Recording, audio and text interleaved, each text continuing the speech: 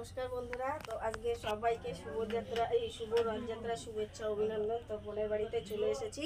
আজকে ছোট বোনের বাড়িতে মাইমা পুজো করছে জগন্নাথ দেবের। তো মাইমা বলে একটা মালা গেঁথে দিতে, তো দেখুন মালা গাচ্ছি, সাদা ফুলের দড়িতে টানানো হবে। তো পুরো ব্লগটা দেখতে থাকুন, আশা করছি আপনাদের খুব খুব ভালো লাগবে। জগন্নাথ দেবের আমি এই প্রথমবার দেখছি, আমি কোনোদিন পুজোটা দেখিনি।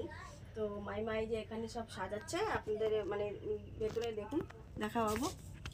ওখানে দেখুন কত ওখানে জগন্নাথ দেবের রথ সাজাচ্ছে মাইমা, আর পুরো ঠাকুর ভর্তি আছে। তো দেখতে থাকুন, আশা করছি আপনাদের খুব খুব ভালো লাগবে। ভীষণ গরম, দেখুন শাড়ি পরেছি আর মালাও গাচ্ছি। দেখতে থাকুন, আপনাদের আশা করছি ভালো লাগবে। জোগাড় দেন না মাইমা? হ্যাঁ, জোগাড় দেন না? আমার তো দাঁত নাই, আমি দেবো? দেও। আচ্ছা,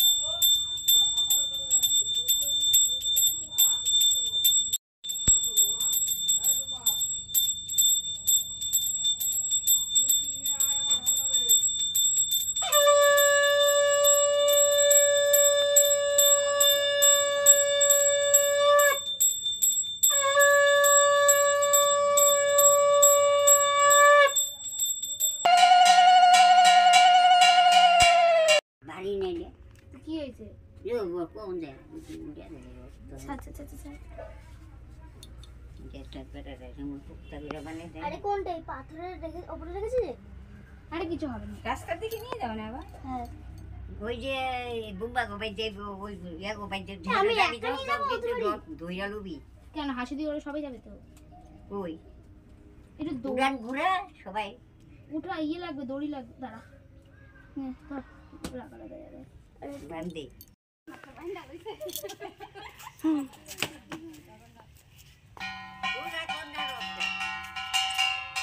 আমি কইতাছি ছাততে এত ভারী, ছাতটা আমায় রাখে। হ্যাঁ, হাতটা নামায় কাগজটা দিচ্ছে।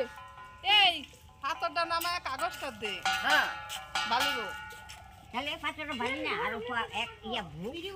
না না, পাথরটা থাকলে গেলে উল্টে পড়ার ভয়টা কিন্তু থাকবে না, ওটা কিন্তু হ্যাঁ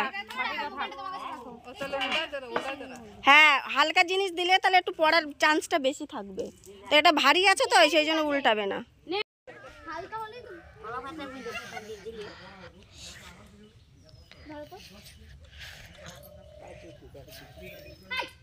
তুমি বল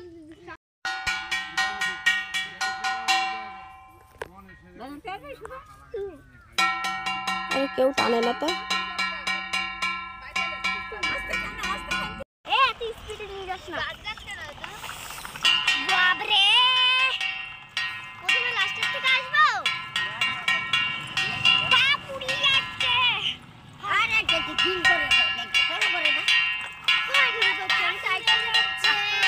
বন্ধুরা, এই যে ছেলে রথের দড়ি ধরে দাঁড়িয়ে আছে, আর এই যে জগন্নাথ দেব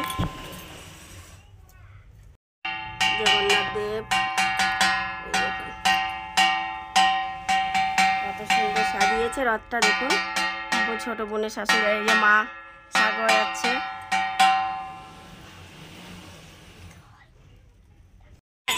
ওই যে পিছনে অনেক চিনি, বাচ্চাটা চিনি কইরে রথটা।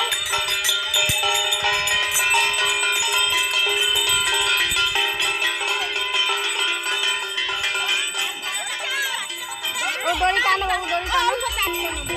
এই পাতে আসবা, এই পাতে।